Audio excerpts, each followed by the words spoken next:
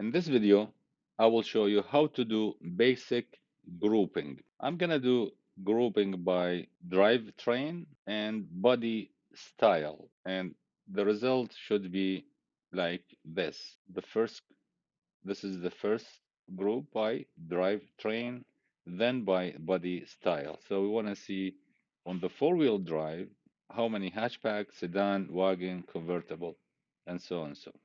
And in the front wheel drive, we want to see how many hardtop, hatchback, and sedan. But first, we need to know how many unique variables on the body style, how many items on the body style. So let me just open the Excel sheet of the raw data and I will show you here. So under the body style, we have multiple inputs, convertible, sedan, hatchback, hardtop, and so on. So, and I'm not gonna go by hand and check how many items we have. I'm gonna let the code find out. And this is how we're gonna do it. First, I'm gonna use unique function to show me how many items, or how many variables in the body style column.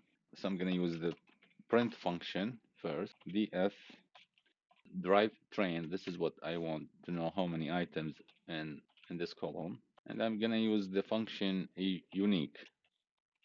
Now, if you hit Control B, the drivetrain, you have three variables: rear wheel drive, front wheel drive, four wheel drive, and front wheel drive. Now I'm gonna group them by the drivetrain, which is I'm gonna have three categories. Now I'm gonna remove the print function. I don't need them now anymore. Now I'm gonna create a variable to define columns.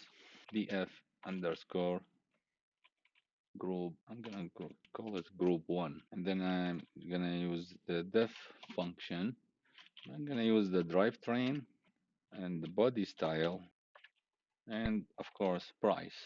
Okay, I have to use two brackets.